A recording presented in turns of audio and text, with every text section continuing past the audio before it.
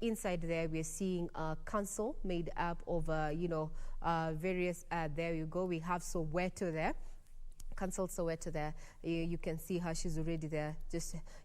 I would want to know what's going on through the minds of the lawyers there, both for the petitioner and the various respondents there, who over the last 2 days have exuded confidence that they're going to be carrying their day, or rather their prayers are going to be carrying the day. In the next 1 minute, we are expecting the 7-judge bench there. We are seeing Feroz there, Luigi, as engaging Professor Githu Muigai and the legal counsel there, governor-elect, that is James Orengo. Quite camaraderie there, transpiring between the senior counsels there. So, as we say, it's all in a day. It's all in a day when it comes to matters of litigation, and that there are no permanent enemies. But we asked that Kenyans remain peaceful, and justice, we hope, is going to be served in this particular matter. Yes, that. We cannot be emphasized enough. Look at the pictures on your screen. James Orengo there, and other lawyers who are representing different factions. And they're all seated together, they make fun together, they argue it out, they sweat it out together, and maintain the peace. That is exactly what should be happening, not only in that court, but in the Republic as well. Before we crossed over to Irene, we were talking about how despite the fact that he has had some hits and misses in presidential petition, is that he has been able to bolster our democracy in regards to electoral matters. And I would like to pick Shadrach's mind on the same, is despite that Raila has won and lost some of the petitions, he has actually helped the electoral system in the country. That was an interesting read. I was reading from a journalist as well. And on the 7 out of 10, yes, I do agree, because there are some journalists still talking about a ruling. We don't expect a ruling, we expect a judgment today, because it's the final product of what they have been hearing for the last couple of days. Wambui, I would like to pick your mind on the same. Well, there is a lot to admire from the two gentlemen who have been, entertaining us with this presidential dispute. And one thing you will give to Dr. William Samoei Ruto first is his spirit of resilience. That spirit of, when he wants it, he goes for it. I mean, that is something admirable from his humble background. That is something that you will have to admire and acknowledge. On the other hand, you must acknowledge the kind of contribution that the Right Honorable Raila Amolo Odinga has given us as a country. So many things. I mean, the laws that we currently enjoy have we actually enjoy them largely because of the contribution he has made, the kinds of pain he has had to go through. You speak of the multi-party, us becoming a multi-party democracy in the year 1990s. I mean, that is his contribution. His fight against the Moi utilitarianism, I mean, that is his contribution. Most of us have studied to an extent, and we appreciate the jurisprudence that has been created by Right Honorable Raila Amolo Odinga.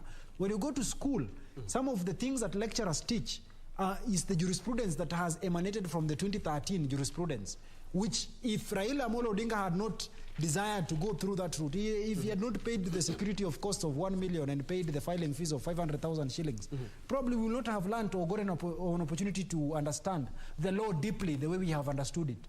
Then, champions are actually made from people who try. Sometimes they fail, because if you do not try, there is no likelihood that you will ever succeed, you will fail. But his failure in the year 2013 did not in any event discourage him from trying our democracy through the court processes. So that in the year 2017, we saw him participate in the elections, we saw him challenge the elections, the election results, so that and the win that he got in the year 2017, and of course his refusal to participate in the process because of the referee. So whatever the outcome that we will get, if it is a repeat of the elections, then it will be a gift to Right Honorable Raila Amolo Odinga, because we do not expect that he will be running in the year 2027. I mean, if age is anything to go by. In any event, even with probably a repeat of the process, it does not necessarily mean that it is a loss to Dr. William Samoei Ruto. No, it does not mean it. It only means that probably this is just but his dream that has been deferred, so that he will have another opportunity, probably in the next or within the 60 days that are set in law, and even probably even in the future. I mean, Right Honorable Dr. William Samoei Ruto is a young man who has a lot of life in himself. I think today he should be turning 55 years of age. Really, he has a lot. Yes. Now, Wamboi, let's get to hear what is happening down in Kibra, where we're joined by Irene Mchuma Odim there to just bring us up to speed with what is going down there. Good afternoon, Mchuma. How are things at Kibera, or rather in Kibera? Regina, good afternoon. We are coming to you live at Kianda area in Kibra constituency. Earlier on, we were at Ayani and Makina areas, and Regina would say it's business as usual to a huge number of residents here in Kibra constituency. However, there are those who are following the proceedings from their screens. This as we wait for the verdict of the Supreme Court. Remember, Raila Odinga, who is the Azimio La Umoja presidential candidate, is also the ODM party leader. And Kibra constituency has time and again given him a back wherever he's making a move politically. And interestingly, Regina, unlike what many people would anticipate, that many people will remain at home and not go back to the business, is business as usual for many residents here in Kibra constituency. In fact, the shopkeepers, the tailors, the welders are going on with their business as usual. The matatu operators, Boda Boda riders. Thank you very much. The 7 judges making their way that are about to take their seats. Remember, this particular 7 judges are made up of William Oko, as you can see on your screen, flanked by Njoki Ndongo having a seat, Isaac Lenaula, Smokin Wanjala, Philomena Mwili, who's a Deputy Chief Justice, and Martha. Let's have a listen in.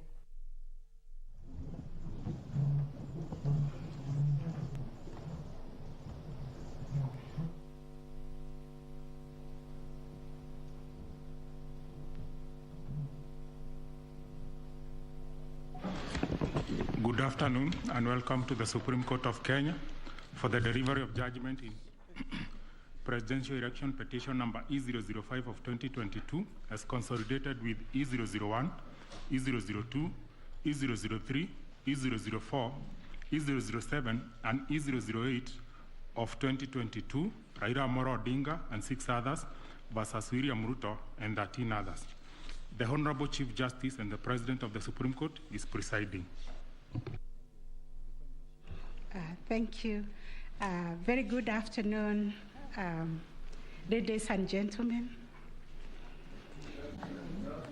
Yes, this is the judgment of the court, which is delivered pursuant through 23(1) of the Supreme Court Presidential Election Petition Rules 2017 in the presidential election held on the 9th August 2022. This is an abridged version of the judgment. The full judgment will be delivered after 21 days. Kenya is a sovereign multi-party democratic state whose foundations are firmly spelled in the Constitution. The Kenyan people's quest for electoral reforms since independence is well documented. That notwithstanding, and even without going back to the pre-1992 era, every cycle of elections has been highly contested, with the exception of 2002. This speaks to a background of distrust of the administration of our electoral process. Informed by this setting, Kenyans made a decision to vest the Supreme Court with the jurisdiction to determine questions regarding the validity of a presidential election under Article 140 of the Constitution. The reactions following the declaration of results of the presidential election of 9th August 2022 shows that the Independent Electoral and Boundaries Commission, IEBC, has not yet garnered universal public confidence and trust in the internal management of the Commission and elections. On the 15th August 2022, 6 days after the general elections were held, Mr. Wafula Chebukati, the chairperson of IEBC, announced the following results. Raila Odinga, 6.942, 930 votes, representing 48.85%. William Ruto, 7.176, 141 votes, representing 50.49%. David Wahiga, 31,987, representing 0.23%. George Wajakoya, 61,969, representing 0.44%. Based on the aforesaid results, the chairperson of IEBC declared William Samoei Ruto the first respondent, the presidential candidate for the United Democratic Alliance Party, as the president-elect. This declaration has precipitated a total of 9 presidential petitions that are filed before us, to wit, number 1, presidential election number 001 of 2022, John Njoroge Kamau versus Wafula Chebukati and 3 others, and Raila Amolo Odinga and 7 others named as interested parties. The second petition is presidential election number 002 of 2022, Youth Advocacy Africa and another versus IEBC and 12 others. Third petition, presidential election petition number 003 of 2022, Kerif Khalifa and 3 others versus IEBC and 3 others. Fourth petition, presidential election petition number 4 of 2022, David Kariuki Ngari versus IEBC and 9 others. 5, presidential election petition number 5 of 2022, Raila Amolo Odinga and another versus IEBC. 6, presidential election petition number 6 of 2022 by Moses Kuria and others versus Honorable Raila Amolo Odinga and 4 others named as interested parties. Number 7, presidential election number 007 of 2022, Okia Omtata Okoiti and others versus IEBC and others. Number 8, petition number 008 of 2022, Julia Nyokabi Chege and others versus IEBC and 3 others. And the last one, but not least, petition number 009 of 2022, Ruben Kigame Richete versus IEBC and others. In addition to these petitions, we received a total of 24 interlocutory applications and 1 preliminary objection, which were filed in this court. 2 of the presidential election petitions were struck out. That is petition number 006 and 009 of 2022 for failure to meet the constitutional threshold as set out under Article 140 of the Constitution. On 29 August 2022, this court also admitted 3 amici curiae briefs by the Royal Society of Kenya, the Kenya section of International Commission of Jurists, and John Warubengo and 2 others. Upon perusing and considering the issues raised in the remaining presidential election petition numbers 001, 002, 003, 004, 005, 007, and 8, the responses and the submissions filed thereto, this court found that all the 7 petitions substantially raised similar issues and sought similar reliefs. Consequently, on 30th August 2022, this court ordered that the 7 petitions be consolidated and designated Presidential Election Petition number 005 of 2022 as the read file. From the consolidated petition, the responses filed and submissions filed by all the parties, the court crystallized the following issues for determination. And those issues are there. We have repeated them several times. I will not read them. Having considered and deliberated upon the consolidated petition, the attendant responses, submissions, and also considering the amici curiae briefs, we now make the following determination on issue number 1, which is whether the technology deployed by IEBC for the conduct of the 2022 general elections met the standards of integrity, verifiability, security, and transparency to guarantee accurate and verifiable results. As noted in the introduction, lack of trust in the electoral system has endured in Kenya for a long time.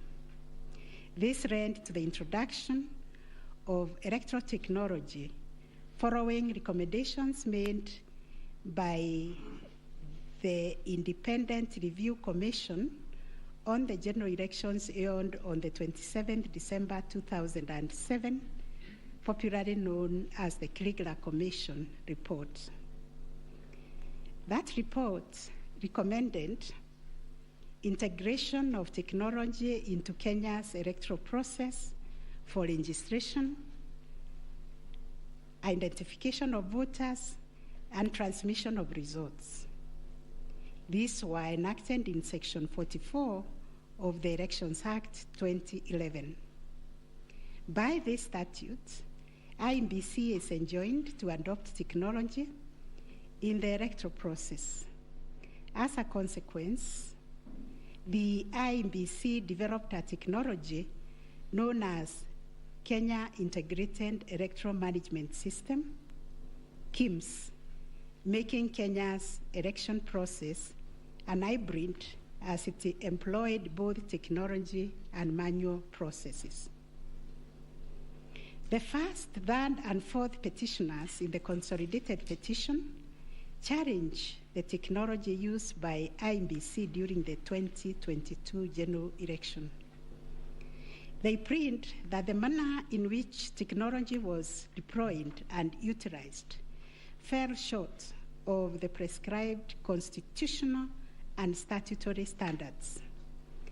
As regards the audit of the register of voters, they urge that IEBC, pursuant to its elections operations plan, committed itself to conducting an audit of the register of voters by 31st March 2022.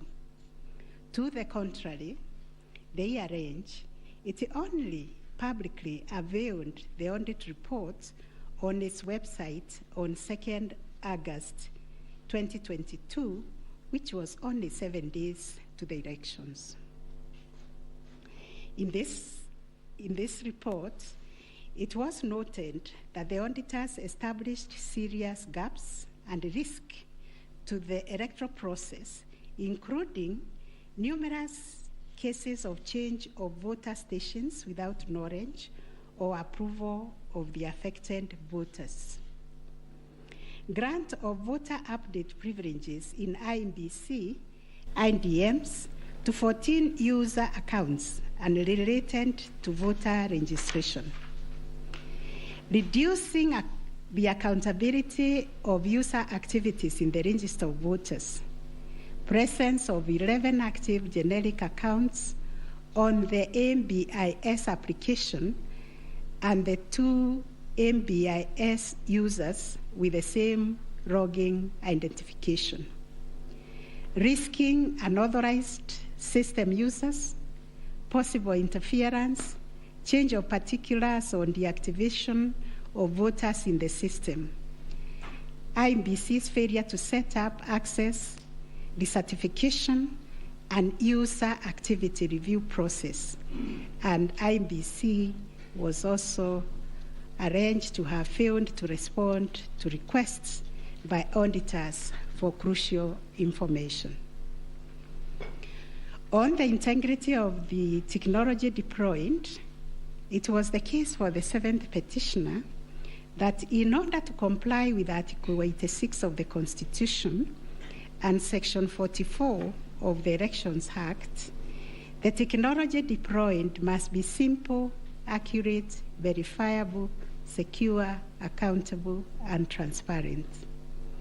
On the simplicity of technology, the 7th petitioner contends that the KIMS kit failed the tests as they were not easily usable by ordinary citizens without expert knowledge. They further assert that INBC was expected to procure and put in place a technology necessary for the conduct of the general election at least 120 days before the election and ensure consultation with the relevant agencies, institutions, and stakeholders. Furthermore, the petitioners arranged that INBC violated its constitutional duty by delegating the design, implementation, and conduct of the KIMS components of the election to a foreign company, Smartmatic International Holdings, BV. As a result, INBC staff and the public did not have full comprehension of the KIMS component. They conclude, therefore, that INBC abdicated and surrendered its role to conduct elections to Smartmatic, and that INBC vigorously fought any attempt to subject Smartmatic's activities to accountability and transparency, including the safeguards required by Regulation 61, 69, and 75 of the Elections General Regulations 2012. In response, INBC has submitted that the electoral system met the constitutional threshold, that all the necessary information was accessed only by the authorized persons. The information was accurate, complete, and protected from malicious modification, either by authorized or unauthorized persons. INBC maintained an audit trail on activities related to information, and that the information was available and could be authenticated through the use of various security features.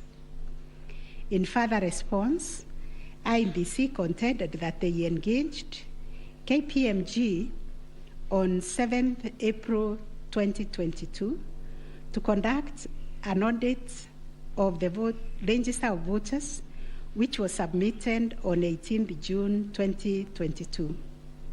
In addition, it issued a briefing on the report on 20th June 2022, summarizing the thematic areas therein and disclosing its findings as well as actions taken to remedy the issues identified.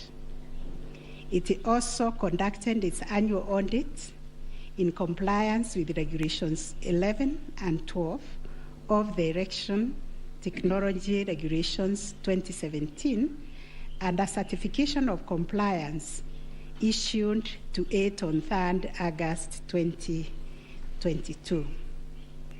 IEBC relied on sworn affidavits by Michael Ouma, Moses Sunkuli, and Hussein Majan on 26th August 2022, which were to the effect that it published the interim report by KPMG on 8th June 2022 and embarked on remedial measures aimed at effecting the recommendations ahead of publication of the final report.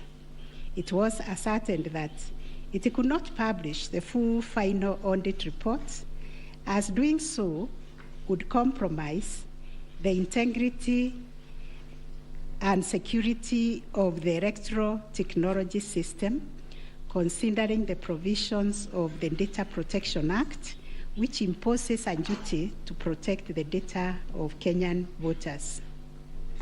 On the other hand, the first and second respondents urged that even if there was failure of technology, it did not vitiate the result of the presidential election.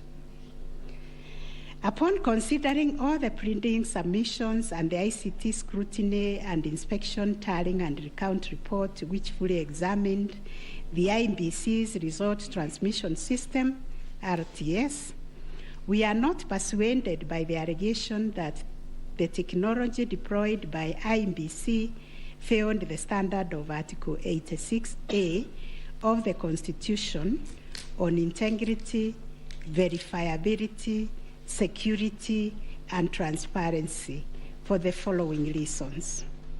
1, whereas it is true that the KIMS kit failed in 235 polling stations, 86,889 voters were granted the right to vote manually, and the requisite forms 32A were duly filed. This happened successfully in Kibwezi West constituency and parts of Kakamega County. 2, while the audit report was released to the public 7 days before the 9th August election, the register of voters was used at the election without any apparent anomalies. 3, Smartmatic was procured to provide the necessary technological infrastructure, as IEBC did not have the capacity to do so. No credible evidence meeting the requisite standard of proof of access to the system by unauthorized persons was adduced by the petitioners. The scrutiny report prepared by the registrar of this court did not reveal any security breaches of the IEBC's RTS. IEBC successfully deployed a biometric voter register system which captures unique features of a voter's facial image, fingerprints, and civil data to register and update voter details across the country and also in the diaspora. The BVR captures a voter's facial image, fingerprints, and civil data, which features are unique to each of the voter. In compliance with Section 6A of the Elections Act 2011, IEBC opened the register of voters for verification of biometric data by members of the public for a period of 30 days. Thereafter, the register was revised to address issues arising from the verification exercise. KPMG then audited the register and we are satisfied that the inconsistencies and inaccuracies identified during the audit were somewhat successfully addressed. The second issue was whether there was interference with the uploading and transmission of Forms 34A from the polling station to the IEBC public portal. The first petitioner arranged staging that a person who had access to the RTS intercepted, detained, or stored Forms 34A temporarily to convert or manipulate it before uploading it on IEBC's public portal. It is arranged also on 11th August 2022, IEBC dumped over 11,000 Forms 34A on the public portal between 11 to 11:09 hours. To rebut this allegation, IEBC and its chairperson, in their response dated 26th August 2022, denied staging and unauthorized intrusion of the RTS. In that regard, they urged that every image of Form 34A was uploaded immediately after the transmittal of results. The form was received as evidence by the timestamp. Similarly, the first respondent denied these allegations. Our finding: 1, no credible evidence was presented to prove that anyone accessed the RTS to intercept, detain, or store Forms 34A temporarily before they were uploaded to the public portal. The allegation that 11,000 Forms 34A were affected by staging was similarly not proved.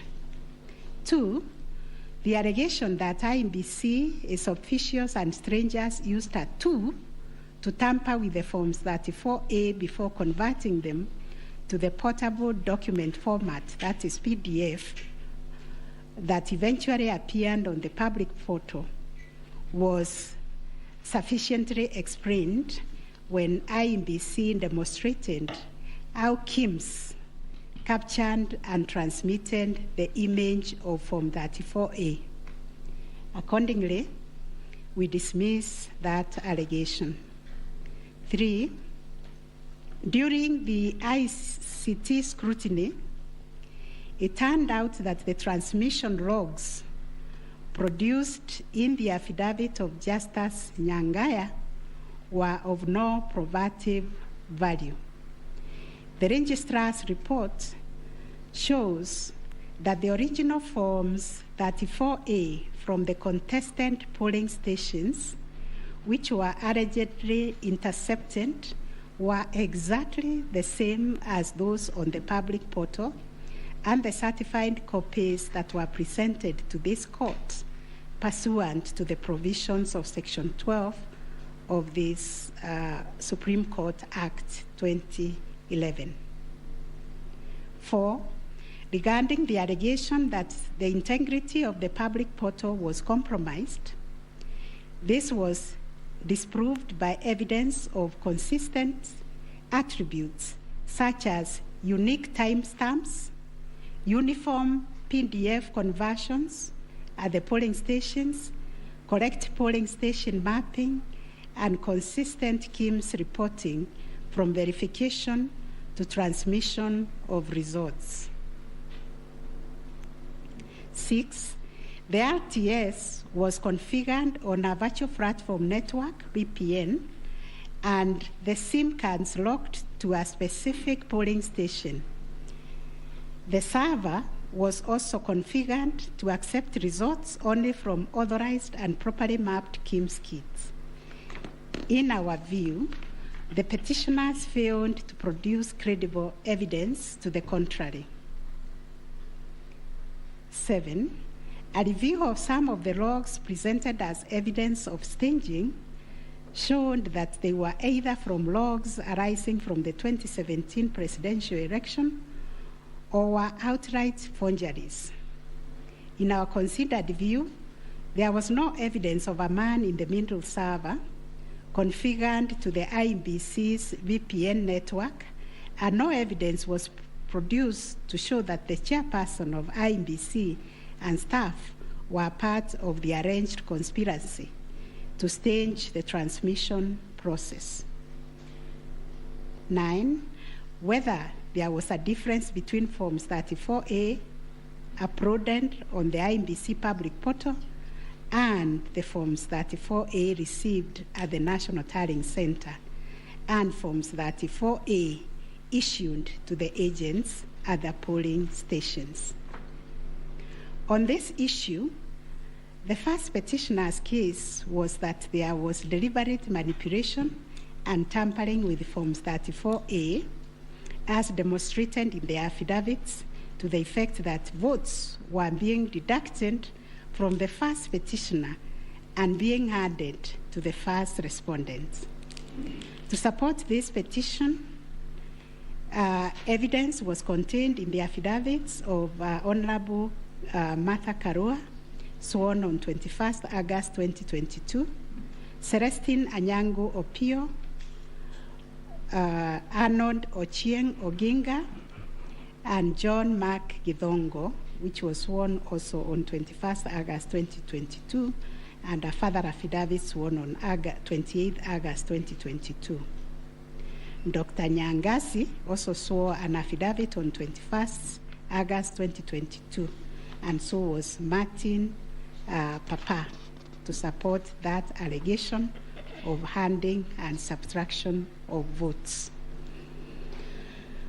On the other hand, IEBC and its chairperson urged that all Forms 34A transmitted to IEBC portal were not interfered with or manipulated. Further, that the Forms 34A signed at the polling station and issued to the agents were identical to the Forms 34A uploaded on the public portal and delivered to the National Tallying Center at the Bomas. It was contended that in any event, IEBC used the original physical Forms 34A to tally, verify, and declare the presidential election results. This court ordered scrutiny of the forms from the 41 polling stations outlined in the affidavit of Celestine Opio to ascertain the allegation of interference. And this is our finding. 1, there were no significant differences captured between the Forms 34A uploaded on the public portal and the physical Forms 34A delivered to Bomas that would have affected the overall outcome of the presidential election. B, no credible evidence was presented to support the allegation that Forms 34A presented to agents differed from those uploaded to the public portal. The report by the registrar of this court confirmed the authenticity of the original forms in the sampled polling stations. The affidavits of Celestine Opio and Arnold Ochieng Oginga, while containing sensational information, were not credible, as the registrar's report confirmed that all the Forms 34A attached to those affidavits and purportedly given to them by the agents at select polling stations were significantly different from the originals, certified copies, and those on the public portal. The purported evidence of Celestine Opio and Arnold Oginga, sworn in their respective affidavits, are not only inadmissible, but are also unacceptable. It has been established that none of the agents on whose behalf the forms were being presented saw any affidavit, that there is nothing to show that they had instructed both Celestine and Arnold to act for them. Yet the two have gone ahead to depone on matters that are not within their knowledge. This court cannot countenance this type of conduct on the part of counsel who are officers of the court. Though it is elementary learning, it bears repeating that affidavits filed in court must deal only with facts which an opponent can prove of his own knowledge, and as a general rule, counsel are not permitted to swear affidavits on behalf of their clients in contentious matters like the one before us, because they run the risk of unknowingly swearing to falsehood and may also be liable to cross-examination to prove the matters deponed.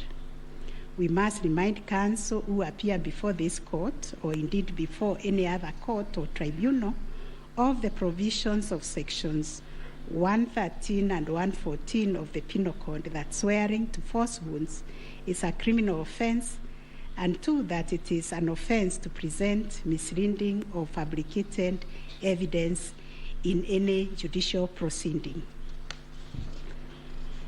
Section 114 of the Penal Code states, and I quote, "Any person who swears falsely or makes a false affirmation or declaration before any person authorized to administer an oath or a declaration upon a matter of public concern, and at such circumstances that the false swearing or declaration, if committed in a judicial proceeding, would have amounted to perjury, is guilty of a misdemeanor." One of the most serious losses an advocate may ever suffer is the loss of trust by judges for a long time. Such conduct amounts to interference with the proper administration of justice. The contents of the affidavit of John Mark Githongo, which may contain forgeries, are also dismissed for not meeting the evidential threshold. Those averments contain no more than incredible and hearsay evidence. No admissible evidence was presented to prove the allegation that Forms 34A were fraudulently altered by a group situated in Karen under the direction of persons named in the affidavit, and video clip attached to it. As a matter of fact, these two affidavits amount to double hearsay and incapable of being proved at each of the rears. We turn to Form 34A for Gacharaigo Primary School, which was sensationally presented by Madam Judy Soweto, advocate, to show that one Jose Camango accessed the RTS and interfered with the result contained therein. This also turned out to be no more than hot air, and we were taken on a wild goose chase that yielded nothing of probative value. The KIMS kit relating to Songonyo Primary School, which bore the same serial number with another, was admitted by IMBC as an inadvertent manufacturer's error. We are also satisfied that the two kits and other identifying features that were markedly different, including the timestamps and polling code, and therefore nothing turns on this anomaly. Therefore, to the question whether there was a difference between Forms 34A uploaded on the IBC public portal and those received at the National Tallying Center and those issued to the candidates' agents at the polling station, we have found none. Issue number 4, on whether the postponement of gubernatorial elections in Kakamega and Mombasa counties, parliamentary elections in Kitui, Rural, Kachiriba, Rongai, and Pokot South constituencies, and electoral ones in Nyaki West, in North Imenti constituency, and Koanjenga in Embakasi South constituency, resulted in voter suppression to the detriment of the petitioners. and especially in petition number 5 of 2022. It is common knowledge that IEBC postponed elections for various seats during the general elections of 9th August 2022 due to mix-up of ballot papers in the above-named electoral units. It is the combined case of the first and second petitioners that in terms of Articles 136, 2A, 177(1), and 181 as read with Article 1(1) of the Constitution, the chairperson of IEBC had no jurisdiction to postpone elections in those areas. That Section 55B of the Elections Act is inconsistent with the Constitution and therefore void to the extent that it purports to donate to IEBC power to postpone elections in the constituency, county, or ward, contrary to the Constitution, and the postponement undermined the conduct of free, fair, credible elections by depriving the voters an opportunity to vote for all the candidates on the dates stipulated by the Constitution. The petitioners further contend that the postponement of elections and the overall effect of suppressing voter turnout in the electoral units in question, which was prejudicial to him. Both the first and third petitioners also believe that elections were deliberately postponed in Kakamega and Mombasa counties. It was arranged that these areas are considered to be first petitioner strongholds, and as such, the postponement of elections worked to his disadvantage and handed that benefit to the second respondent. These assertions were denied by IEBC and its chairperson. They, however, admitted that they experienced confusion with the printed ballot papers and explained that they only discovered the mix-up on the eve of the election when the ballot papers were being distributed to the polling stations. That as a practice, ballot papers can only be opened on the eve of the election day to avoid any mischief, and that by the time the mix-up was discovered, it was logistically impossible to print and replace the ballot papers in time for the elections. For this claim to succeed, it must be demonstrated first, IEBC had no authority in law to postpone the elections, and secondly, that the postponement was deliberate and calculated to suppress voter turnout so as to affect the result by reducing the petitioners' overall votes. We've looked at the provisions of Section 55B of the Elections Act, which provides for circumstances when elections can be postponed in a particular electoral unit, including in cases of emergency. We are therefore satisfied that on the basis of the foregoing provision, the third respondent and the requisite power to postpone election in the constituencies, counties, and wards in question.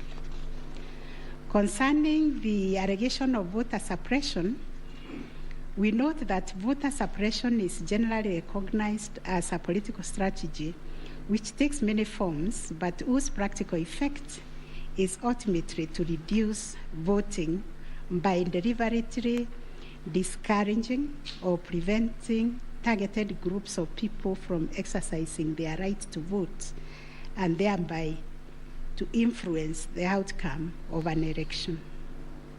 It therefore goes against the letter and the spirit of Article 38, which guarantees every citizen the right to make political choices based on universal suffrage. As regards this allegation, it has not been shown that by postponing elections in the named electoral units, IEBC acted in bad faith or influenced or was influenced by irrelevant factors and considerations. From the explanation tendered, we are satisfied that the postponement was occasioned by a genuine mistake, which in our view could have been avoided, and the members and staff of IEBC been more diligent when they went to inspect the templates in Athens, Greece, where the printing of ballot papers was undertaken. In the absence of any empirical data, we cannot find a basis upon which to conclude, as a matter of fact or evidence, that the postponement affected voter turnout, as a consequence of which the first petitioner alone, as a presidential candidate, suffered disadvantage. At any rate, the nature of the ballot being an individual decision and secret, there may be other factors to which the turnout in the named units can be attributed. From the evidence on record, however, it appears to us that 2022 general election recorded one of the lowest turnouts since the introduction of multi-party political system some 30 years ago. If there was a low voter turnout, it affected all the 6 categories of candidates, and its explanation, in our view, lies elsewhere, but certainly not a calculated suppression. On the other hand, in rebuttal to these claims, IEBC illustrated with examples to our satisfaction that there was no nexus between the postponement of elections and voter turnout in the affected units, far from the fact that this claim was undoubtedly just another red herring. It has nothing to do with the question under review, and accordingly we reject it and own that there is no proof that the postponement resulted in voter suppression to the detriment of the first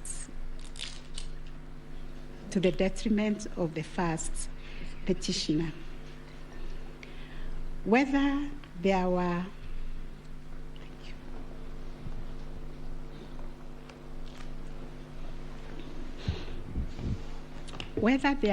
unexplainable discrepancies between the votes cast for presidential candidates and other elective positions. Issue number 5.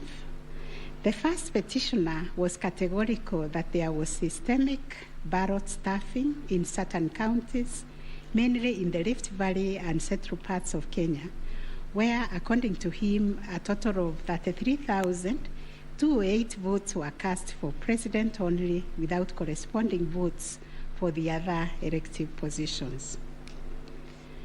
On the part of IEBC and the chairperson, while acknowledging that indeed in some instances there was vote differential between those cast for president and for other positions, but maintained that they were insignificant, and those instances related to votes by prisoners and citizens in the diaspora who only vote for the president but did not take part in other elective positions. The differential also includes rejected ballot papers and stray votes which do not count as valid votes. The well-established principle that the person who asserts a fact must prove it casts the burden upon the first petitioner to demonstrate that there were instances of ballot stuffing of such a magnitude as to justify the nullification of the presidential election. Ballot stuffing, which is an illegal addition of extra ballots, is a type of electoral fraud aimed at swinging the results of an election towards a particular direction. Not a single document has been presented by the first petitioner to prove systemic ballot stuffing. A figure of 33,208 votes relied on in this claim is based on unproven hypothesis that since the number of votes cast for the president is higher than those for other positions, then, without more, it must follow that there was fraud. we find that fraud is a serious criminal offense and it must be proved beyond reasonable doubt under Section 5N of the Election Offences Act. It is indeed an offense for a person to vote more than once in any election. IEBC has provided a plausible explanation for the vote differential, citing categories of voters who only vote for the president, such as prisoners and Kenyans in the diaspora. There were an insignificant number of stray votes whose combined effect cannot justify nullification of the election. Finally, on this point, a general election in Kenya comprises of 6 different separate elections held concurrently on the same day. Such elections are held by secret ballot, and one cannot predetermine the voter turnout or how voters will vote in each election. None of the parties has flagged anything so significant that it would have affected the outcome of the presidential election vis-a-vis the other 5 elections held on the same day. We find, therefore, there were no unexplainable discrepancies between the votes cast for the presidential candidates and other elective positions. On issue number 6, whether IEBC carried out the verification, tallying, and declaration of results in accordance with Article 138, 3C, and 138(10) of the Constitution. This issue arises from the printings in all the petitions as consolidated. Based on the said printings, the affidavits sworn in support thereof, and the written and oral submissions by parties, two viewpoints regarding the meaning, scope, and application of Article 138, 3C, and 10 of the Constitution have been advanced. On the one hand, the petitioners submit that pursuant to the foregoing provisions, the role of verifying and tallying of votes as received from polling stations countrywide is vested in the Commission as a corporate entity and not the chairperson of the Commission.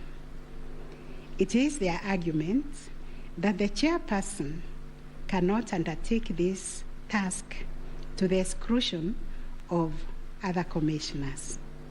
They submit that the language of Article 138(3)(c) does not envisage a situation where the chairperson can arrogate to himself unfettered authority to verify and tally the results at the National Tallying Center without involving the other commissioners. Such action, they contend, would not only be unconstitutional, but would be sufficient ground without more to nullify an election of a president-elect.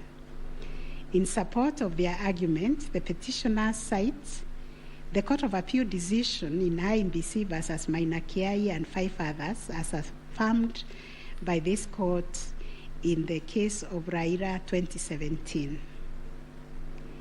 The petitioners further submit that Regulation 87(3) of the Election General Regulations is unconstitutional to the extent that it purports to vest the power of verification and tallying in the chairperson of IEBC. On the other hand, the first, second, and third respondents submit that power to verify, tally, and declare results of a presidential election at the National Tallying Center is the exclusive preserve of the chairperson of IEBC. According to them, there is nothing unconstitutional about Regulation 87(3) of the Elections General Regulations. The said regulation the respondents submit makes no mention of commissioners other than the chairperson. At any rate, the respondents argue Article 138(3)(c) of the Constitution does not envisage a situation where it is the commissioners who personally undertake the task of verifying and tallying the results as entered into the thousands of Forms 34A. Such an undertaking would be humanly impossible, they submit.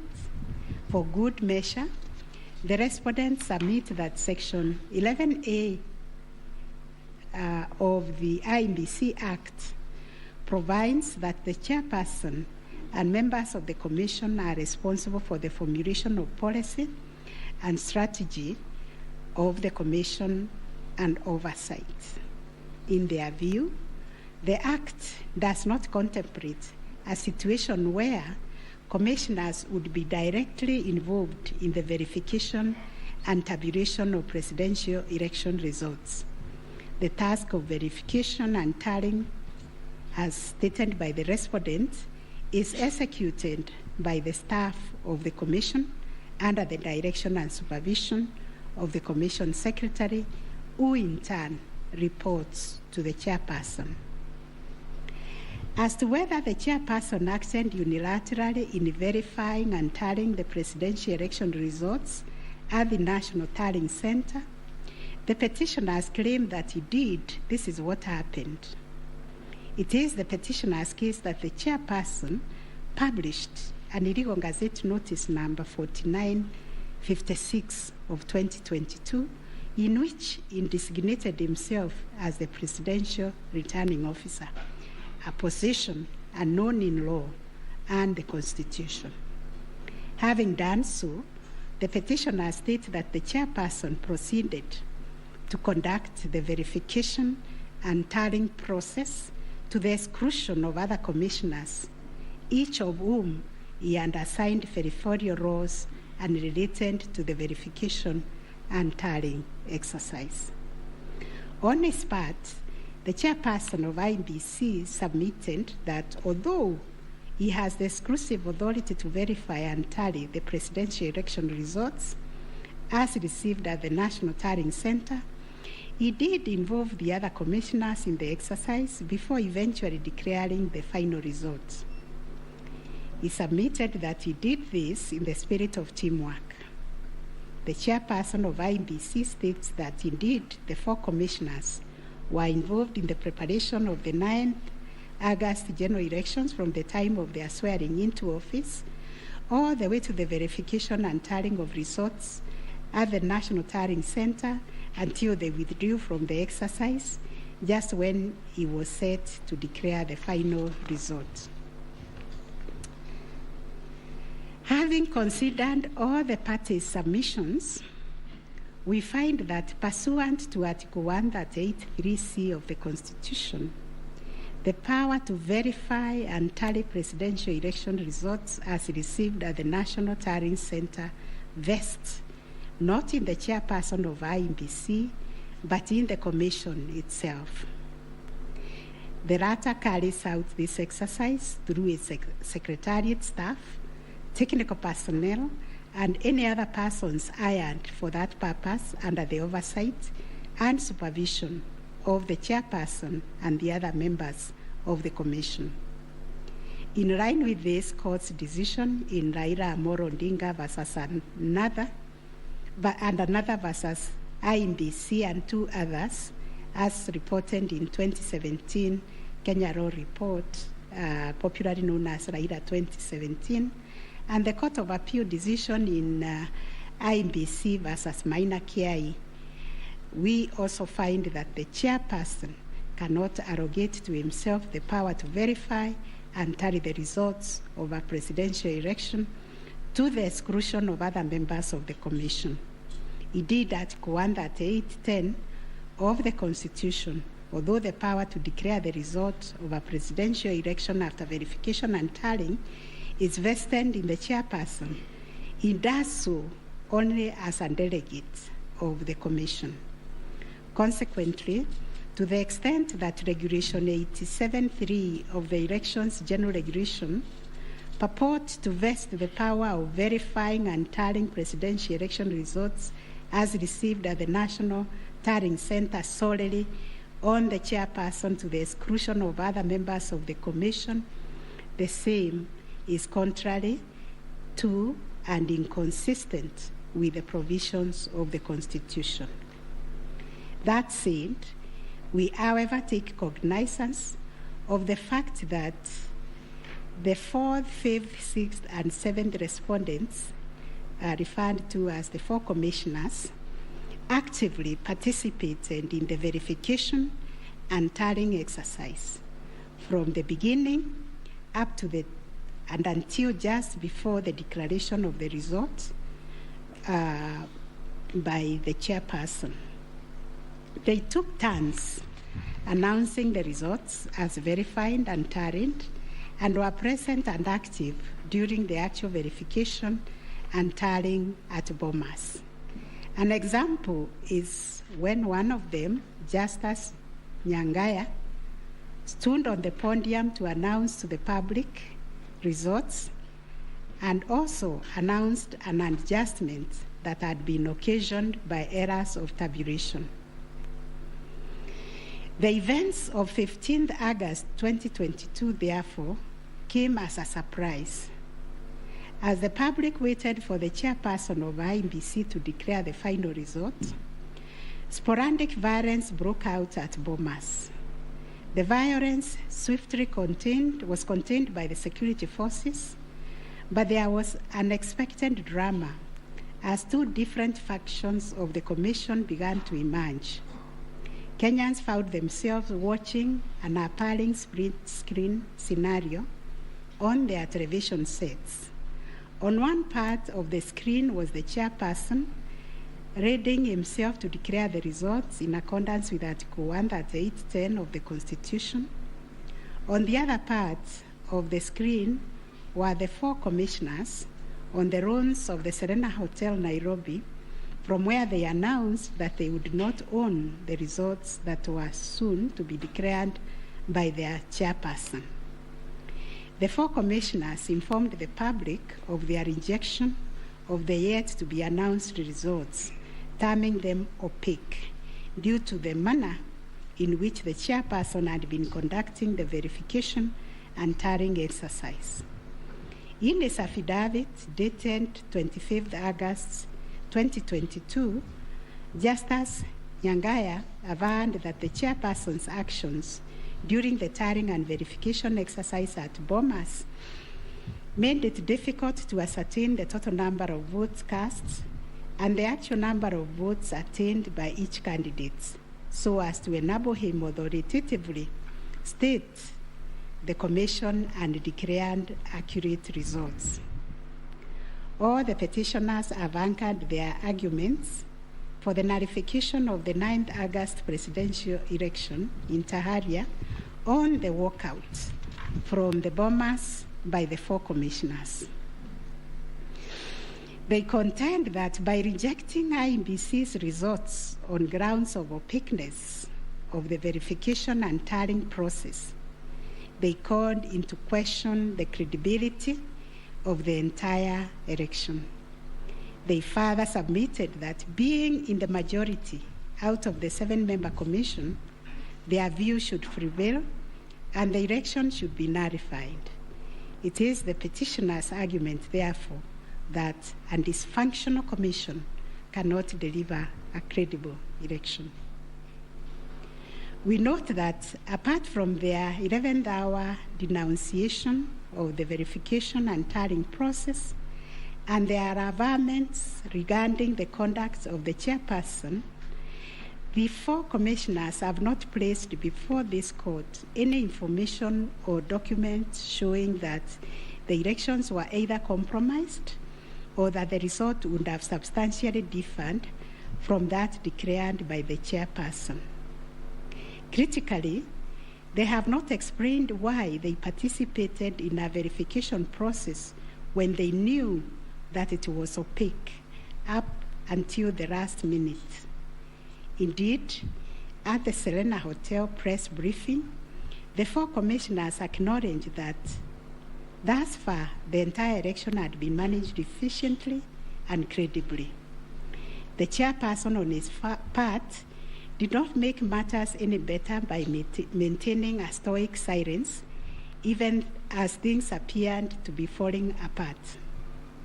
All this, in our view, points to a serious malaise in the governance of an institution entrusted with one of the monumental tasks of midwifing our democracy, an institution that obviously needs far-reaching reforms, of which we shall say more in our detailed reasons. But are we to nullify an election on the basis of a last-minute boardroom rapture, the details of which remain scanty and contradictory between the chairperson of the Commission and some of its members? In the absence of any evidence of violation of the Constitution and our electoral laws, how can we upset an election in which the people are participating without hindrance, as they made their political choices pursuant to Article 38 of the Constitution? To do this would be tantamount to subjecting the sovereign will of the Kenyan people to the quorum antics of IEBC. This we cannot do. Clearly, the current dysfunctionality at the Commission impugns the state of its corporate governance, but does not affect the conduct of the 2022 election. In view of the foregoing, we are satisfied that, notwithstanding the divisions apparent between the chairperson and the 4 commissioners, IEBC carried out the verification, tallying, and declaration of results in accordance with Article 138(3)(c) and 10 of the Constitution. Issue number 7, whether the declared President-elect attained 50+1 of all the votes cast in accordance with Article 138 of the Constitution.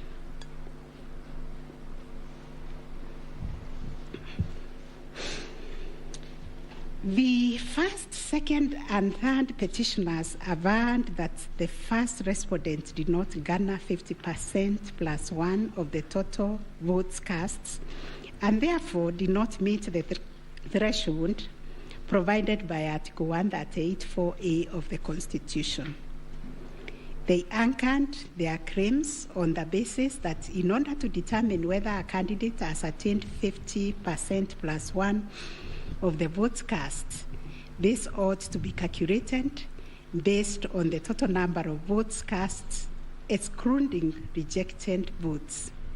They argued that 50% of 14,353,165 votes, in their view, were the variant votes cast, which amounted to 7,176,582.77 votes. They therefore contended that by attaining 7.176141 votes, the first respondent did not meet the constitutional threshold to be declared president-elect. Supporting the claim that the first respondent did not meet the 50+1 constitutional threshold was the 6th petitioner. His contention was founded on the backdrop of a press briefing issued by the chairperson of IEBC after the official closure of voting on 9th August 2022. According to the 6th petitioner, the chairperson of IEBC announced that the voter turnout was 65.4% of the total number of registered votes based on the verification of the KIMS kits which were functional during the process of voting. In addition, the 6th petitioner argued that the voter turnout of 65.4% did not include some 238 polling stations where the KIMS kit had malfunctioned, necessitating use of the manual register. It was therefore urged that the minimum number of votes cast could not be less than 14,466,779.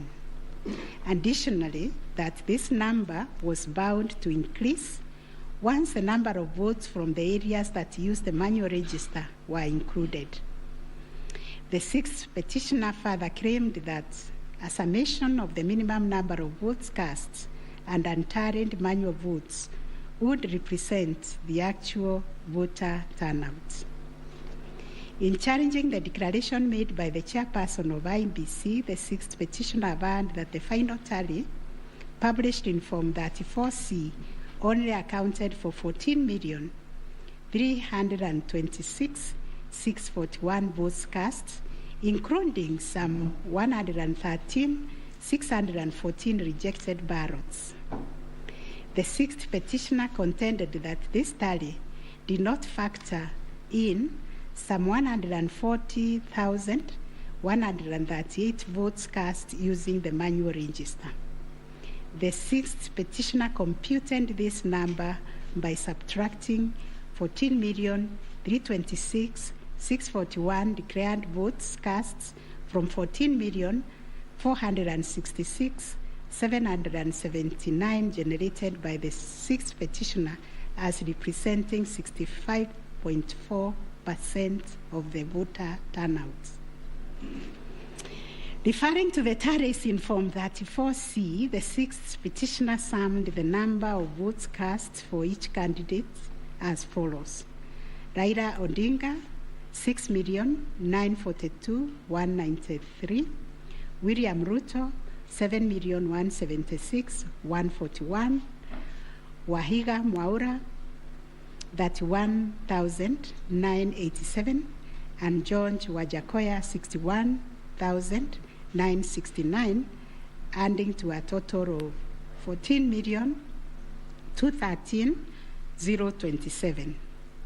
He then added 140,138,000, arranged William Ruto, 0.3% were the voters who were identified through the mass. They urged that the announcement error by the chairperson of IEBC on 10th August 2022 was immediately clarified during the same press briefing. And evidence of this correction was provided to this court in an affidavit of the first and second respondents in Presidential Election Petition number 7 of 2022. According to IEBC and the chairperson, 14,239,862 voters were identified using the KIMS kits, while 86,889 voters were identified using the printed voter register. Therefore, the total valid votes cast were 14,213,137, while the total number of rejected 326 attained by each candidate was as follows. Raila Odinga, 48.84%, William Ruto, 50.48%, Waiga Mwaure, 0.22%, and George Wanjakoya, 0.43%. IEBC and its chairperson also submitted that the KIMS kits malfunctioned in 235 polling stations, necessitating the use of the printed voter register. In these polling stations, backup KIMS kits were later deployed for purposes of results transmission. The first respondent, in response to the question of 50+1 constitutional threshold, maintained that he attained the threshold under Article 138(4) of the Constitution as elaborated by the IEBC and the chairperson. This court has considered the differing formulas and threshold arguments presented by various parties to this petition, while the first, second, and third petitioners raised pertinent questions connected to this issue. We shall address them together with those of the sixth petitioner who has addressed and focused on the issue as specifically framed in detail. It must be restated that the case made by the 6 petitioners concerns a data-specific threshold as enunciated under Article 138(4) of the Constitution, that without attainment of which there can be no declaration. This data-specific threshold is what these courts declared in John Aaron Mwau and 2 others versus IEBC and others. Petitions numbers 2 and 4 of 2017, consolidated, referred to as the ultimate yardstick for determining the winner in a presidential context. In Raila Odinga and 5 others versus IEBC, petition number 5, 3, and 4 of 2013, this court asserted that rejected ballot papers do not constitute a vote cast to be included in calculating the final tally in favor of a presidential candidate. We are not persuaded by amicus curiae's brief, that is Law Society, who attempted to persuade us to consider our position on this finding. We reiterate that rejected votes cannot be taken into account when calculating whether a presidential candidate attained 50% plus 1 of the votes cast in accordance with Article 138(4) of the Constitution. Similarly, in the same Raila 2013 case, the court further laid down the parameters